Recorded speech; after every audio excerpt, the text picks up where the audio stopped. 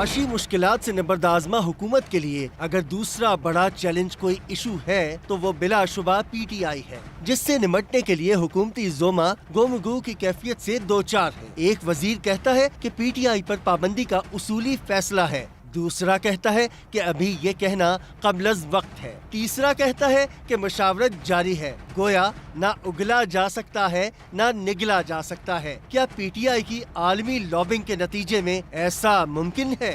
दूसरी तरफ DGISPR ने प्रेस कॉन्फ्रेंस में डिजिटल दहशतगर्दी के नासूर से निमटने के लिए इदारे का मौक़िफ़ भी कौम के सामने रख दिया है। 5th जनरेशन वॉर के बाद अब डिजिटल दहशतगर्दी का फरीद सर उठा रहा है। क्या इंफॉर्मेशन टेक्नोलॉजी के इस दौर में इस नासूर का मुकाबला करना मुमकिन है? इन मौज़ूआत के अलावा अमेरिका के असिस्टेंट सेक्रेटरी बराए जनूबी वस्त एशिया डोनाल्ड डू की जानिब से अचानक अमेरिकी सदर जो बाइडेन को पाकिस्तान के लिए 10 करोड़ 10 लाख डॉलर इमदाद की दरखास्त और जो बाइडेन की सदारती इलेक्शन से दस्तबरदारी से मुताल्लिक अंदर की खबर देंगे नजम सेठी।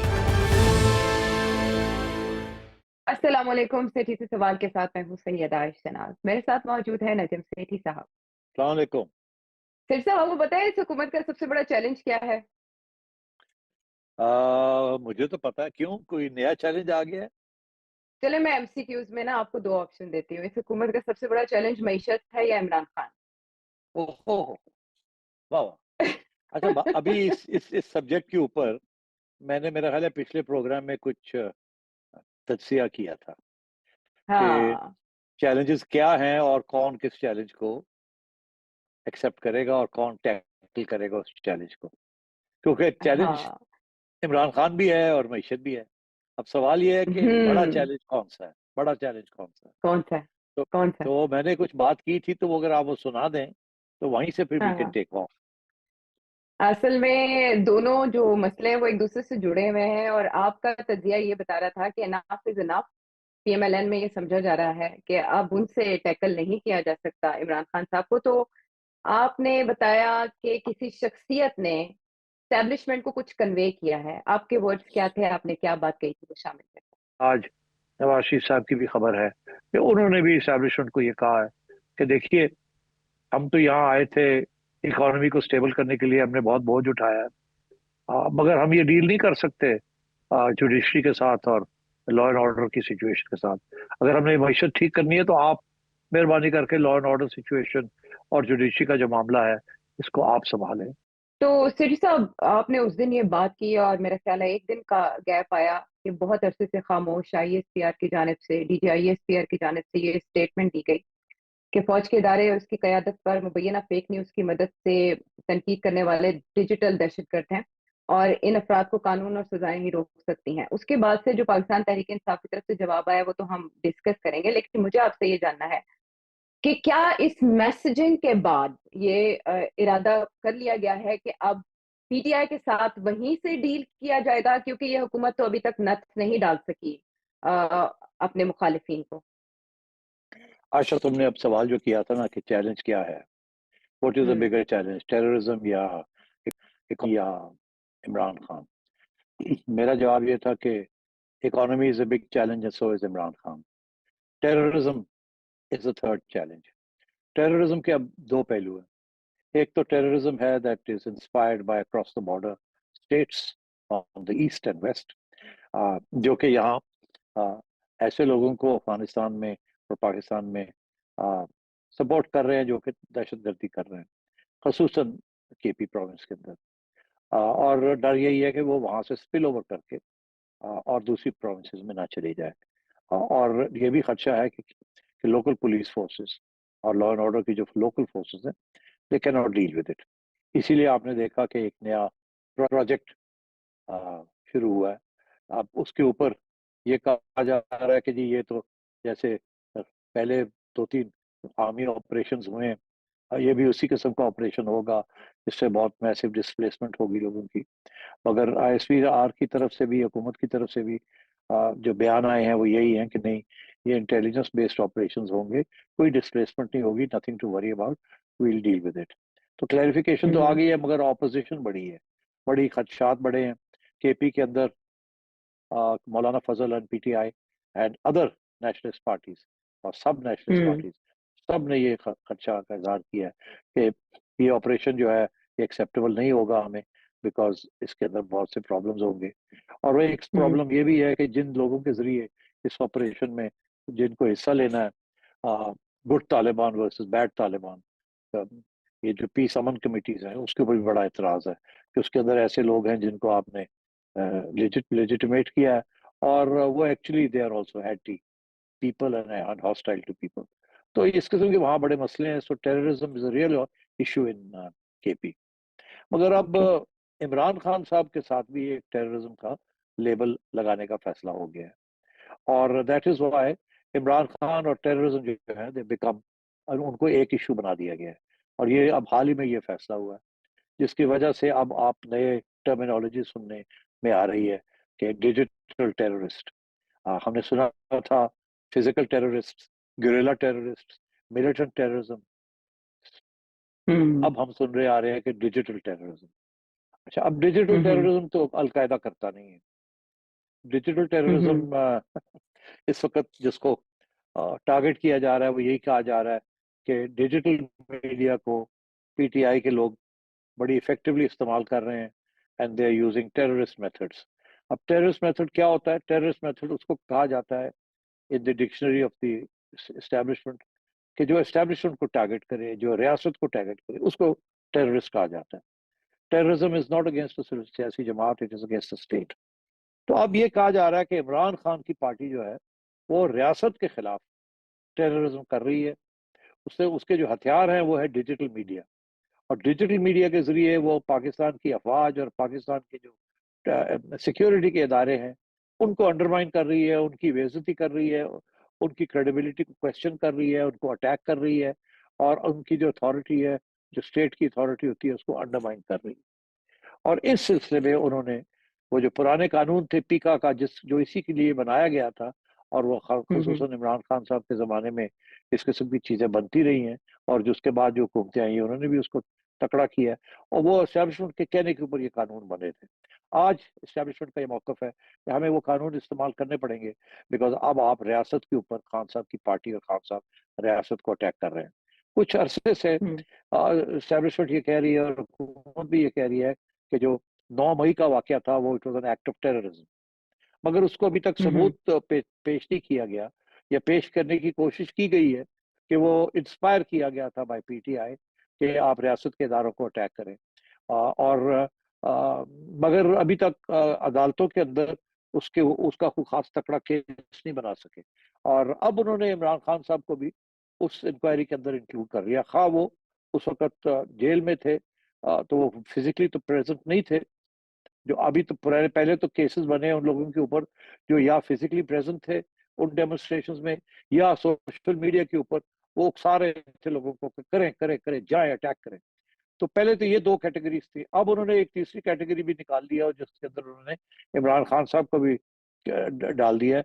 वो जेल में थे, मगर इनका ये कहना है कि खान साहब ने जेल से बैठ के इंस्पायर किया, ऑर्डर किए, एडवाइस दी और इंस्ट्रक्शंस दिए कि आप मिलिट्री के इदारों को डेमोन्स्ट्रेशन उनके सामने जाके करें, और खसूस उनके अटैक करें उनको।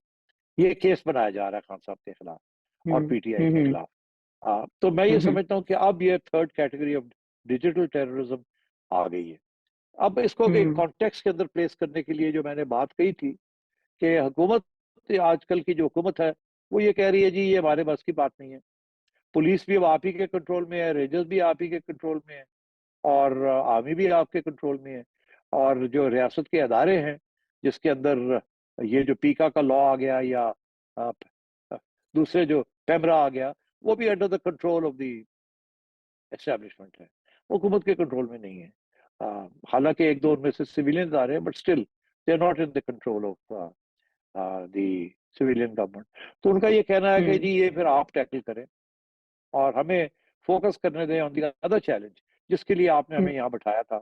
वो यही चैलेंज था कि मईशत को ठीक करें, और हम अगर उसके ऊपर फोकस करेंगे तो फिर आप ये 2 बाकी जो जिम्मेदारियां हैं, जो जुडिशरी के साथ क्लैश आ रहा है, और जो ये डिजिटल और फिजिकल टेररिज्म के जो मामले हैं, इनको आप टैकल करें। तो मेरा ख्याल है ये फैसला हो गया है, यही इसी की तरफ मैंने इशारा किया था, और वो फैसला हो गया है। और इसीलिए अब डीजी आईएसपीआर साहब ने वो कूद गए हैं और उन्होंने प्रेस कॉन्फ्रेंस की है, जिसमें उन्होंने वाजे तौर पे ये कह दिया है कि डिजिटल टेररिज्म जो है विल बी ट्रीटेड सीरियसली। इसीलिए आपको पता है कि अब खान साहब के ऊपर भी ये केस बनाया जा रहा है। और अभी हाल ही में एक टीम गई थी खान साहब को इंटेरोगेट करने इस सिलसिले में, कि क्योंकि खान साहब की हम्म। तरफ से एक बयान आ गया अनफॉर्चुनेटली, जिसमें उन्होंने कहा कि हम्म। मैंने कहा था कि जीएचक्यू के बाहर जाके डेमोन्स्ट्रेट करें। उसके ऊपर काफी शदीद रिएक्शन आया है फ्रॉम गवर्नमेंट पार्टीज, और कुछ एम्बेरसमेंट भी और शर्मिंदगी भी हुई है पीटीआई को कि यार ये कहने की क्या जरूरत थी, ये तो you are playing into their hands, ये तो चाहते हैं कि आप ये माने इस बात को। और फिर खान साहब ने थोड़ी सॉरी सॉरी सॉरी करके पीछे हटने की कोशिश की है बाय सेइंग कि नहीं नहीं, मेरा तो हम्म। ये मतलब था कि पीसफुल डेमोन्स्ट्रेशन हो। मगर actually the hmm. Fact is के डेमोन्स्ट्रेशंस एक तो जगह पे पीसफुल नहीं थी। और अगर ये एस्टेब्लिश हो जाता है कि खान साहब ने कहा था कि रियासत के इदारों के खिलाफ आप डेमोन्स्ट्रेशन करें, तो फिर शायद इस किस्म की बातें भी निकल आए कि जी खान साहब ने ये भी कहा था कि be militant and be aggressive and so on.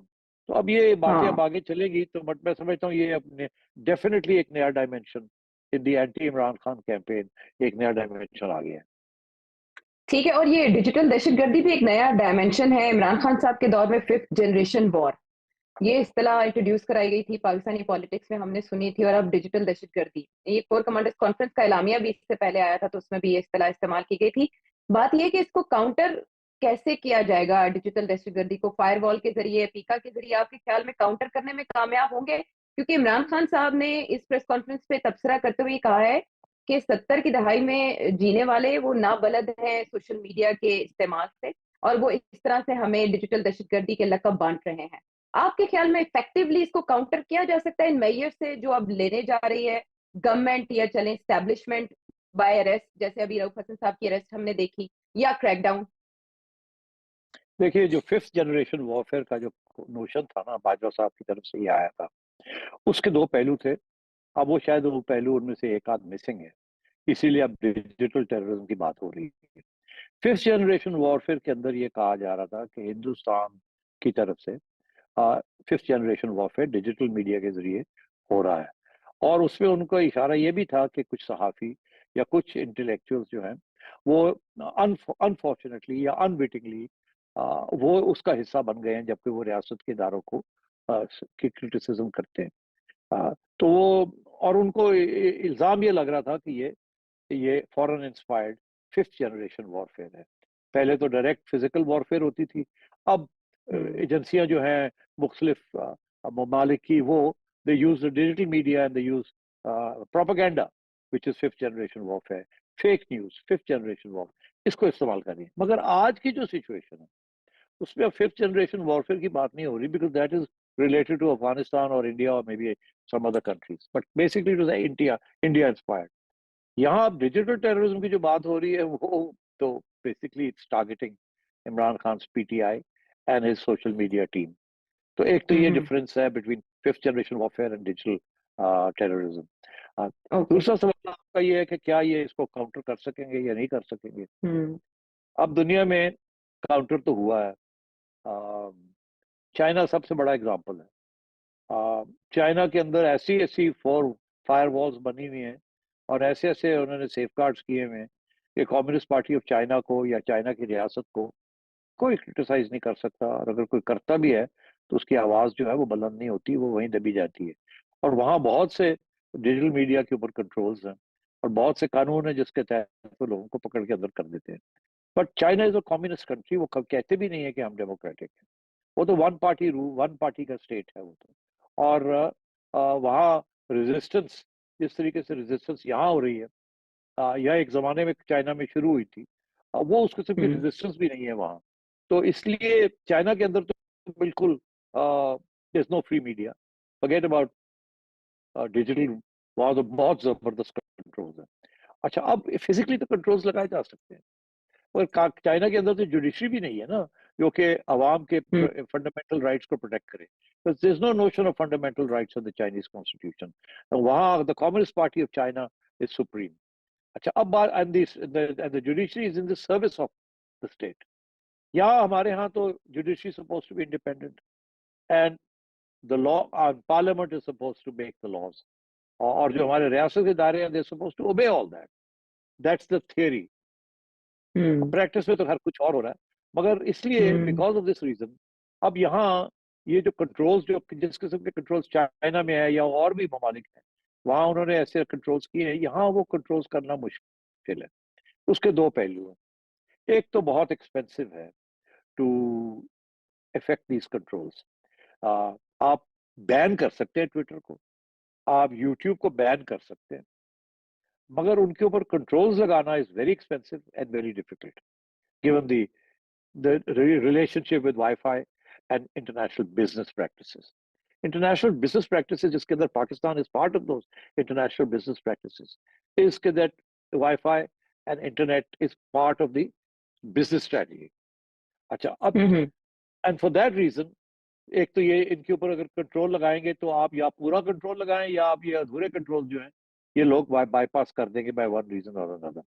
दूसरी चीज ये है कि इनको चैलेंज किया जाएगा।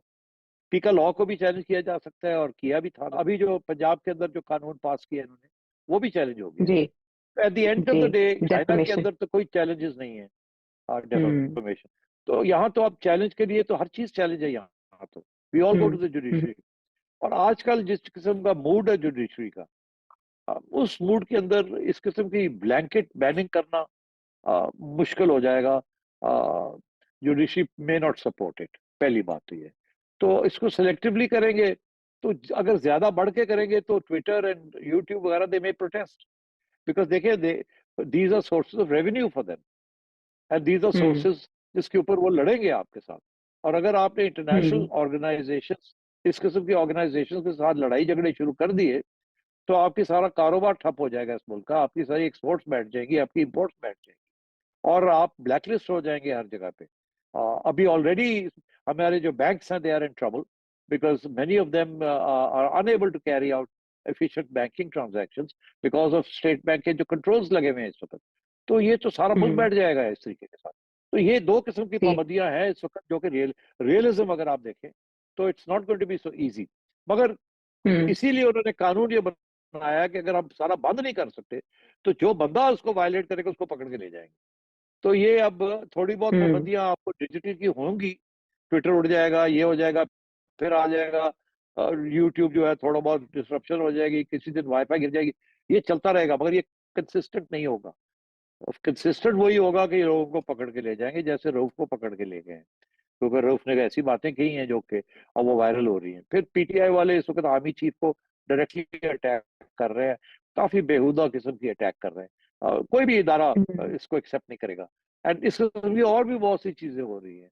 तो मेरा ख्याल है उन्होंने लिस्टें विस्टें बना ली हैं और अब यही होगा कि दे will just keep picking up people जो कि ट्विटर के ऊपर हम्म या यूट्यूब के ऊपर या टिकटॉक के ऊपर या ये रील्स में वो फौज को अटैक करेंगे या रियासत के इदारों को अटैक करेंगे। They will just go and pick them up and lock them away.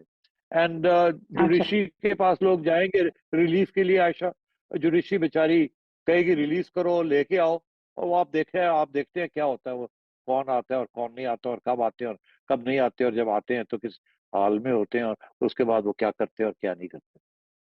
क्या इसमें जुडिशरी को भी मैसेज है कि इन अफराद को कानून और सजाएं ही रोक सकती हैं? जुडिशरी के साथ तो अभी मेरा ख्याल है प्लानिंग हो रही है कि जुडिशरी के साथ कैसे राब्ते किए जाए और कैसे मामले तय किए जाए। बिकॉज जिस मूड में जुडिशरी है तो आप कुछ भी नहीं कह सकते। किस चीज को वो बैन कर देगी, किस चीज को वो आउटलॉ कर देगी, किस चीज को पिटिशन एक्सेप्ट कर लेगी, किसकी राय जो है उसको रिजेक्ट कर देगी। इस वक्त तो जुडिशरी काफी अग्रेसिव मूड में है। हम्म और वो जो हम्म फैसले आ रहे हैं they are all frankly they are all controversial and they are all one sided. Hmm ठीक। अच्छा, इसमें जो उनकी स्टेटमेंट है इमरान खान साहब की, मैं चाहूंगी कि आप बताएं कि क्या इमरान खान साहब ये बात करने में हक बजानिब हैं कि 70 की दहाई में कुछ अफराद जी रहे हैं जो सोशल मीडिया की इम्पोर्टेंस को और इफेक्टिवनेस को इस दौर में पहचान नहीं पा रहे, जिनमें हमारी बाकी पॉलिटिकल पार्टीज हैं और शायद वो इस्टेब्लिशमेंट को भी कह रहे हैं? अब बड़ा इंटरेस्टिंग बयान है और बड़े तरीके से खान साहब ने ये बात कही है। अब on the face of it तो समझ नहीं आ रही कि यार 70 के साथ क्या ताल्लुक है और ये कि जी लोगों को समझ नहीं आ रही। दरअसल एक्चुअली वो क्या कहना चाह रहे हैं, थोड़ी सी इसको जैसे कहते हैं ना डीकंस्ट्रक्ट करना पड़ेगा। बेसिकली खान अच्छा। साहब ये कह रहे हैं कि ओए 2000 एक सौ 1970-71 में तो कोई सोशल मीडिया नहीं था बताने के लिए कि आप हम्म। क्या कर रहे हैं, इसीलिए मुल्क टूट हम्म। गया और किसी को पता ही नहीं चला फैसले कैसे हुए, कौन सही था कौन गलत था, कौन सी पॉलिसी सही थी कौन सी पॉलिसी गलत। और अगर आप समझते हैं कि ये उस किस्म का माहौल है कि you can get away with all this, ये नहीं हो सकेगा, तो ये आप भूल जाएं, डोंट इवन थिंक कि you are able to, you will keep this information about what's happening in this country from coming out. ये वो कह रहे हैं, this is what he is saying. अच्छा, अब सिचुएशन ये खान साहब यही कह रहे हैं कि अब आप नहीं रोक सकेंगे आवाम को फ्रॉम अंडरस्टैंडिंग कि पीटीआई का मौकफ क्या है एंड सो ऑन। तो this is what he is saying. Hmm. Okay. सियासी मंजरनामे पर जारी इस कश्मकश को मजीद डिस्कस करेंगे एक ब्रेक के बाद। तो मैं एक बार फिर खुश आमदीद। सेठी साहब, पीटीआई को लेकर और जमात पे पाबंदी की बातें वो तो हुकूमत कैबिनेट में भी नहीं डिस्कस कर पाई। आई डोंट नो हुकूमत ऐलान क्यों करती है, हवाई फायर क्यों करती है, क्या चेक करना है पाकिस्तान तहरीक इंसाफ को ऐसे मैसेजेस देकर। पीटीआई पर पाबंदी का मामला या ये बात आलमी सतह पर बहुत उजागर हुई है। वो अमरीकी स्टेट डिपार्टमेंट हो, उन्होंने तशवीश का इजहार किया कि ऐसा नहीं होना चाहिए फॉर्मल। और दूसरी तरफ हाउस ऑफ लॉर्ड्स में भी इस पर बात की गई है। आपको लगता है कि इस तरह की जैसे हाउस ऑफ लॉर्ड्स में कहा गया कि हम हेल्प करेंगे पाकिस्तान तहरीक इंसाफ की कि इस इशू को इंटरनेशनलाइज किया जाए, आलमी सतह पर इसे फैलाया जाए, तो ये इससे पाकिस्तान तहरीक इंसाफ को मदद मिल सकती है दबाव बढ़ाने के लिए? देखिए, मदद तो मिल रही है ना, और भी मिल सकती है।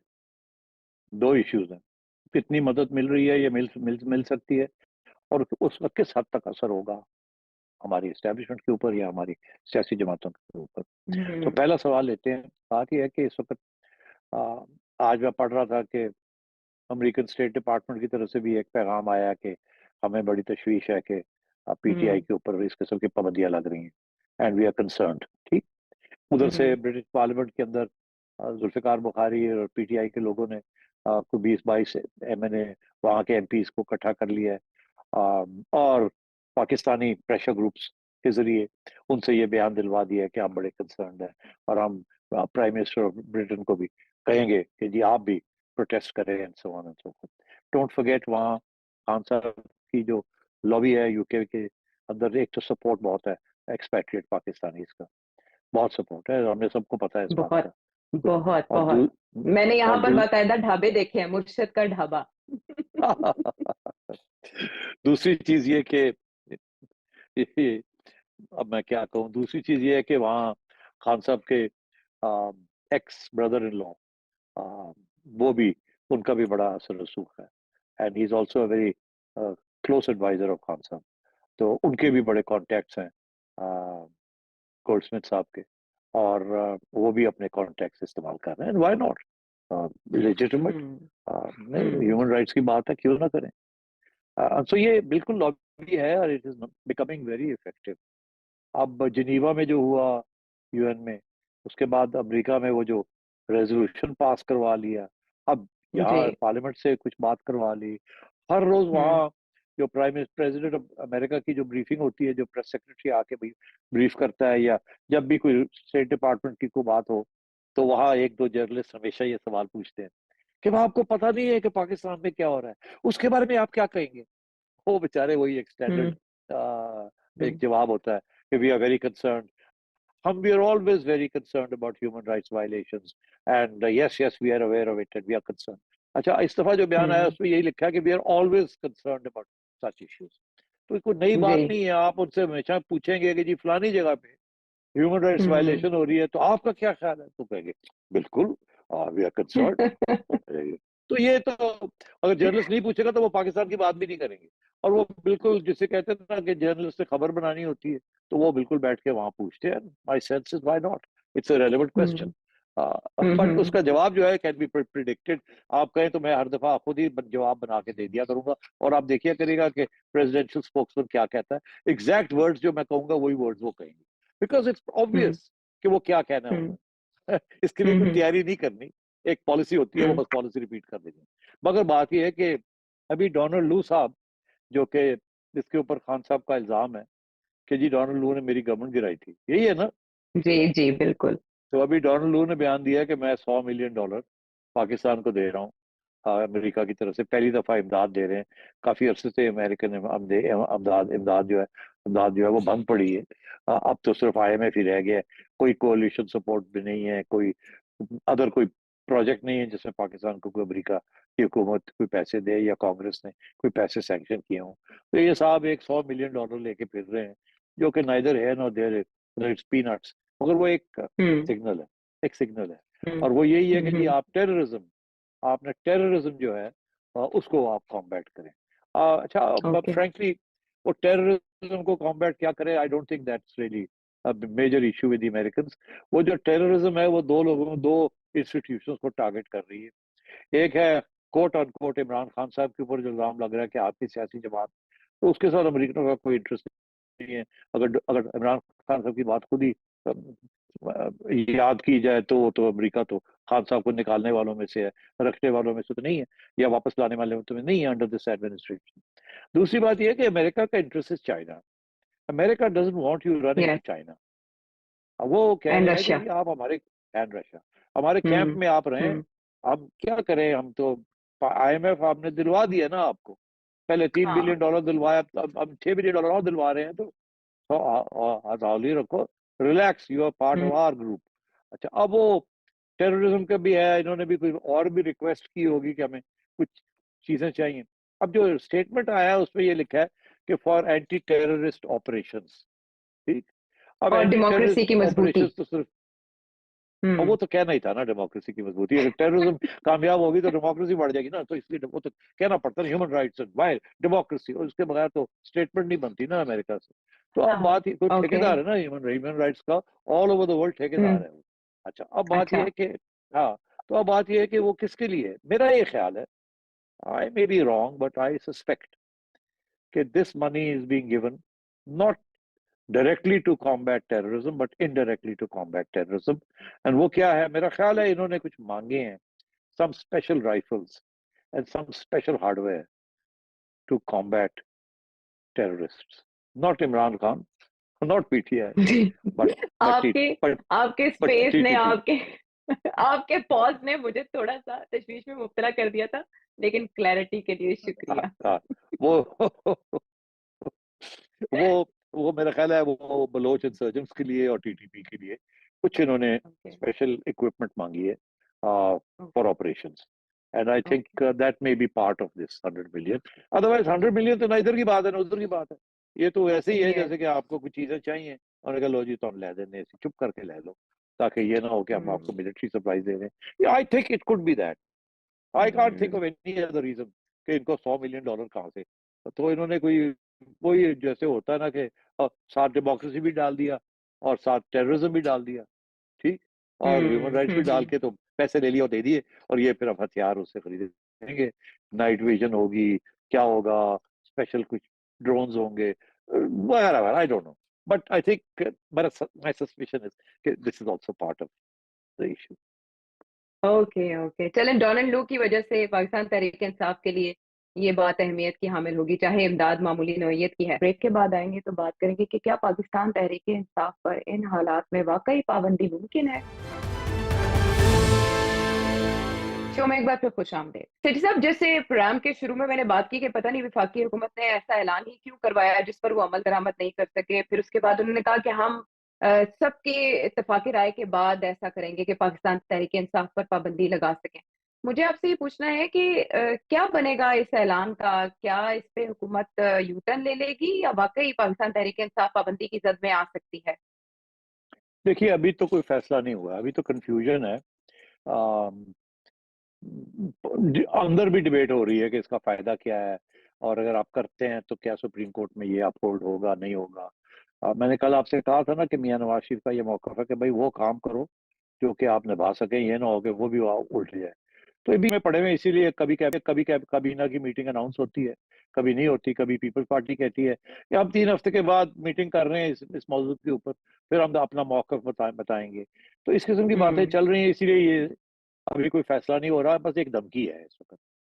तो हम्म इसलिए मैं समझता हूँ कि ये इनको बड़ी गौर से सोचना पड़ेगा कि ये इफेक्टिव भी होगा कि नहीं। बिकॉज अगर इन्होंने बैन वैन किया ना पार्टी को, तो इस वक्त जो आपने पहला सवाल पूछा था कि कितनी इफेक्टिव है पीटीआई हम्म। इंटरनेशनली शोर शराबे में, तो मैं आपको सिर्फ ये बात बताऊं, उसका जवाब मैंने शायद भूल गया देना। मैं समझता हूँ it's a very effective weapon, इसको इग्नोर नहीं किया जा सकता। आपको याद दिलाऊं कि अभी कोई 1 माह पहले मेरा ख्याल है, यहाँ human rights commission of Pakistan ने एक सेमिनार कराया था। और एज यूजुअल वो डेमोक्रेसी सिविल सोसाइटी वगैरह के होते हैं। तो वहाँ अ, जो ब्रिटिश हाई कमिश्नर है खातून, उन्होंने काफी खुल के बात की अच्छा। About the state of affairs in Pakistan and the nature of the election जो हुई है, हम्म। एक्सेट्रा। हम्म। इसके साथ काफी परेशान हो गया फॉरेन ऑफिस, और उन्होंने प्रोटेस्ट भी करना पड़ा। और फिर काजी फायज ईसा साहब ने खत भी लिख दिया, क्योंकि जी। जुडिशरी के ऊपर भी इल्जाम लगा था। तो और खातून ठीक ठाक खुल के हम्म। बोली वहां। और हम्म। तो मैं समझता हूँ कि let's not underestimate this. ये यूरोपियन यूनियन के लिए lot of these things are very important. Yes, ये सही है कि वो खान साहब को इतना पसंद नहीं करते as a personal, at a personal level, मगर और या उनकी पार्टी की जो पॉलिटिक्स है, अ, मगर हम्म। फैक्ट इज के those countries are committed to human rights and issues such as this. तो ये बैनिंग वाली चीज जो है, ये दुनिया में कहीं भी एक्सेप्ट नहीं होगी। और बदनामी होगी पाकिस्तान की भी, और हमारी रियासत की भी, और हमारी हुकूमत की भी। इसको डिफेंड करना बहुत मुश्किल हो जाएगा। तो मेरा ख्याल है कि इस किस्म के इश्यूज ठीक। हैं जो कि ये सोचों में पड़े हुए हैं कि करें या ना करें। ओके, ठीक है, उल्टे पैर वापस आ सकते हैं। अच्छा, इसी से रिलेटेड एक क्वेश्चन है और बहुत इंटरेस्टिंग क्वेश्चन है, केस स्टडी ही समझ लें। मैं चाहूंगी कि वो शामिल किया, जो दुबई से नुमान साहब हैं, क्या पूछ रहे हैं। जिस तरह पाकिस्तानी एस्टेब्लिशमेंट गवर्नमेंट ने इमरान खान की पार्टी को बैन करने का फैसला किया है, तो क्या अमेरिका में भी बाइडेन और सीआईए ट्रम्प को और रिपब्लिकन पार्टी को बैन कर सकते हैं? हम्म, दसो जी। अच्छा, नहीं, ट्रम्प को क्या, वो किसी सियासी जमात को बैन नहीं कर सकते। अब अमेरिका की हिस्ट्री जो है और कॉन्स्टिट्यूशन, आज तक कभी भी सुप्रीम कोर्ट ऑफ अमेरिका में कोई केस नहीं गया सीकिंग ऑफ अ पिटिशन, जैसे इसके फलाने ग्रुप को या फलानी पार्टी को, सियासी जमात को आप बैन कर दें। गालबन 1954 में, बड़ा इंपॉर्टेंट साल है, 1954 में हम्म। पाकिस्तान के अंदर उस वक्त की हुकूमत ने पाकिस्तान की कम्युनिस्ट पार्टी को बैन किया था। मैंने ये पिछले प्रोग्राम में हम्म। इसका हवाला दिया था। मगर जी। याद रहे कि अमेरिका में भी 1954 में उस वक्त की हुकूमत जनरल आइजनहॉवर की हुकूमत थी। और हम्म। उन्होंने पहले एक कानून पास किया कम्युनिस्ट पार्टी को बैन करने का, कि जी उसको बैन किया हम्म। जाए। फिर उस कानून के तहत उन्होंने कम्युनिस्ट पार्टी को बैन कर दिया। वो फिर 1970s के अंदर किसी ने उसको चैलेंज करके तो बैन रिमूव हो गया था। फेडरल गवर्नमेंट, वो एक स्टेट की गवर्नमेंट ने वहां उन्होंने किया था, फिर फेडरल जज ने वो बैन की छुट्टी करा दी। So now in theory the अच्छा। Communist Party is legal in America. वो और बात है कि 50s के अंदर मैकार्थीइज्म और एक विच हंट हुई थी against all communist and leftist, because उस वक्त ओके। कोल्ड वॉर नया नया शुरू हुआ था, और बहुत विच हंटिंग हो रही थी, बड़ी हम्म। खतरनाक सिचुएशन थी। हर एक को डिसअपियर कर रहे थे, पकड़ के ले जा रहे थे, बेइज्जतियां कर रहे थे, हथकड़ियां लगा रहे थे, जो भी लेफ्टिस्ट था। तो वो एक बड़ा एंटी कम्युनिस्ट माहौल था। उन्होंने पाकिस्तान में भी वो माहौल डुप्लीकेट कर दिया। That was the hmm. Condition to give Pakistan military aid, कि ये कम्युनिस्ट को यहाँ भी खत्म करें आप। तो तो अमेरिका अच्छा। में ऐसी कोई चीज नहीं है उनकी आइन के अंदर कि कोई ऐसी चीज हो। हम्म। तो हम्म। बहरहाल अमेरिका में भी अभी तो 2 पार्टी सिस्टम है, मगर एक वक्त ऐसा था अर्ली 19th सेंचुरी में कि एक ही पार्टी थी, दे वर नोन एज द फेडरलिस्ट्स। फिर वो फेडरलिस्ट जो थे, एक हम्म। ऑपोजिशन में एक नई पार्टी बनी, जो कि डेमोक्रेट रिपब्लिकन पार्टी, उन दोनों के उसमें था। मगर फिर वो भी स्प्लिट हो गई, हम्म। फेडरलिस्ट फारग हो गए, और फिर 2 पार्टीज बन गई। फेडरलिस्ट अलग, जो फेडरलिस्ट थे वो रिपब्लिकन पार्टी में मर्ज हो गए, रिपब्लिकन बन गए, और डेमोक्रेट्स की अलग पार्टी बन गई। And since then they've had this 2 party system, जो कि हर 4 साल या 8 साल के बाद, आ, 4 साल के बाद इलेक्शन होते हैं, और बड़े वसी पैमाने पे इलेक्शन होते हैं। पहले प्राइमरीज होती है, लाइक नेशनल इलेक्शन। वहाँ सेटलमेंट होती है कि कौन से कैंडिडेट्स होंगे, कौन से नहीं होंगे। वो पूरा 1.5 2 साल उनका इलेक्टोरल प्रोसेस चलता है। वो खत्म होता है, हम्म। तो एक कांग्रेस की इलेक्शन शुरू हो जाते हैं, वो खत्म होते हैं तो प्रेसिडेंशियल इलेक्शन शुरू हो जाते हैं, वो खत्म होते हैं तो हाउस ऑफ रिप्रेजेंटेटिव शुरू हो जाते हैं। तो America is constantly in the process of elections. Congress के दो हिस्से हैं वहाँ, हर 2 साल के बाद और उसके बाद, और 4-4 साल, और उधर प्रेसिडेंशियल इलेक्शन। मगर no issue question of banning a political party in America. अच्छा सिर साहब, जब अभी बिल्कुल इस बात के इम्कानात नहीं थे कि जो बाइडेन सदारती दौर से अलहदा हो सकते हैं, मुमकिनात नहीं थे, तो उस टीवी इंटरव्यू के बाद जब हमने शो में डिस्कस किया तो ये सवाल उठा था, ये सवाल मैंने किया था आपसे कि अगर इफ जो बाइडेन अलहदा हो जाते हैं सदारती इंतखाब की दौर से, तो मुतबादिल उम्मीदवार कौन होगा, तो आपका कहना था कि कमला हैरिस। और हमने फिर इसकी मजीद डिटेल्स भी डिस्कस की थी। मैं चाहूंगी कि वो पेशगोई जो है वो शामिल करें हम याद दहानी के लिए। फिर बाइडन खुद दस्तबरदार हो जाए तो फिर इनको कोई कैंडिडेट ढूंढना पड़ेगा। अब इनके पास कोई कैंडिडेट ही नहीं है जिसकी कोई हैसियत हो, जिसकी कोई पब्लिसिटी हो, जिसकी कोई स्टैंडिंग हो। तो इनके लिए तो बहुत बड़ा डोनाल्ड प्रॉब्लम ट्रंप बन के जाएगा। तो मुकाबले फिर में। ये क्या होगा? फिर ये है कि वो जो वाइस प्रेसिडेंशियल कैंडिडेट है, जी, वो इंडियन अमेरिकन जो एक खातून है, कमला हैरिस जी, तो उनका फिर बन जाता है कि चलो उनको ही प्रेसिडेंशियल कैंडिडेट बना दें। देखिए अभी हुआ ये है कि जिन प्रेशर ग्रुप्स ने जो बाइडेन के ऊपर प्रेशर डालकर उनको बैठा दिया है, उनके पास अब चॉइस नहीं है, बिकॉज टाइम नहीं है टू हैव अनदर कैंडिडेट। तो उन्होंने फिर नॉमिनेट कर दिया है हैरिस को। अच्छा, हैरिस की कोई खास रेपुटेशन नहीं है ऑफ एनी प्रेसिडेंशियल एस्पिरेशन और क्वालिटी। मगर अब डेमोक्रेट्स इतने परेशान हैं और उनके जो फंड रेजर्स हैं इतने परेशान हैं, और उनके वोटर भी इतना परेशान है कि ये अब तो ऐसे ना हो कि ट्रंप स्वीप कर जाए। तो मेरा ख्याल है ये जो रिसेंट पोल हुआ है, ये जो रॉयटर्स का पोल है, उसके अंदर जी। Harris is leading by Trump by 2 percentage points. तो ये आपने सही कहा कि अभी जो लेटेस्ट पोल है उसके अंदर मेरा ख्याल है कि देयर इज अ रिसर्जेंस। वो ऐसे कहते हैं ना, साई ऑफ रिलीफ, शुक्र है कोई मिल गया हमें और ये ट्रंप ना आ जाए, और ये जो अनसर्टेनिटी चल रही थी ये बंद हुई है, तो सपोर्ट करो, शो करो कि नहीं नहीं we democrats are together, Trump is a very big menace. तो मेरा ख्याल है ये शॉर्ट टर्म में एक थोड़ी सी एक सर्ज आया है of reassertion of support for the Democratic Party, और जाहिर है जो कैंडिडेट है उसी के लिए। बट ये मैं नहीं समझता दिस इज परमानेंट। मैं समझता हूँ गोइंग फॉरवर्ड बहुत से और फैक्टर्स हैं that will come into play. I would be very surprised frankly अगर कमला हैरिस जो है she wins the presidential election. अभी तक जो सारा जो mood of America is very right wing, and जो बातें डोनाल्ड ट्रंप कर रहा है वो काफी लोगों को पसंद आ रही हैं, और उसकी पर्सनैलिटी इतनी पावरफुल है। और वहां भी एक किस्म का कल्ट बन गया ऑफ ट्रंप। अब कल्ट्स के साथ तो हम भी यहाँ फेमिलियर हैं। जब कल्ट बन जाता है तो कोई चीज, कोई रैशनैलिटी या कोई इस किस्म की चीज नहीं होती, बहुत से फैक्टर्स होते हैं कल्ट के पीछे। तो मेरा ख्याल है अब Trump cult is also in play right now, so we have to wait and see कि जो मार्जिनल स्टेट्स होती हैं, वो 3-4-5 मार्जिनल स्टेट्स होती हैं जहाँ क्रिटिकल होता है at the end of the day. We have to see what the voting pattern there is going to be. तो वो आहिस्ता आहिस्ता हमें पता चलेगा, अभी तो November is quite far away. Okay, अच्छा सिर्फ साहब, आपके ख्याल में जो बाइडेन की इस वक्त सदारती दौर से अलहदगी ने डेमोक्रेट्स को हिट किया है मकबूलियत में भी? हाँ बिल्कुल, देखे ना, डेमोक्रेट्स तो बड़े परेशान है ना, अब करें क्या, जाएं तो जाएं कहाँ, but so okay they are trying to. अब वो जो मेरा ख्याल है पता नहीं कितने $1 मिलियन का जो फंड है उसका कैंपेन फंड, जो कॉन्ट्रीब्यूशन है, लीगल फंड है, वो भी अब ट्रांसफर करना है from Biden to Harris. And so इस किस्म के इश्यूज अब चलेंगे। पर देखिए, ट्रंप तो स्लिप नहीं कर सकता। ट्रंप जो मर्जी कर ले, ही विल नॉट स्लिप। मगर हैरिस तो स्लिप कर सकती है ना। अभी तो वो लाइमलाइट में आई नहीं है, अभी तो मीडिया उसके पीछे गया नहीं है, अभी तो जो प्रो ट्रंप चैनल्स हैं उन्होंने तो अपने ग्लव्स अभी उतारे नहीं है, चाकू अभी निकाले नहीं है।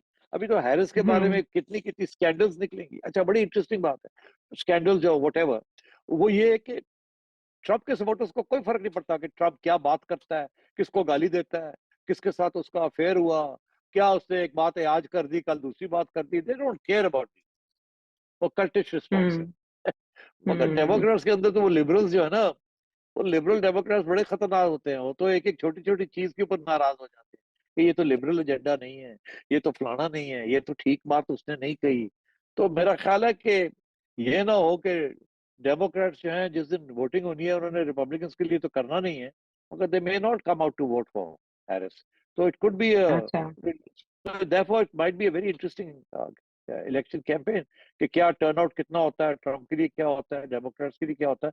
But you know American politics इतनी स्टेबल है कि हर बात जो है वो मार्जिन पे होती है, 1% ओके 2%, एक स्टेट हम्म दूसरी स्टेट।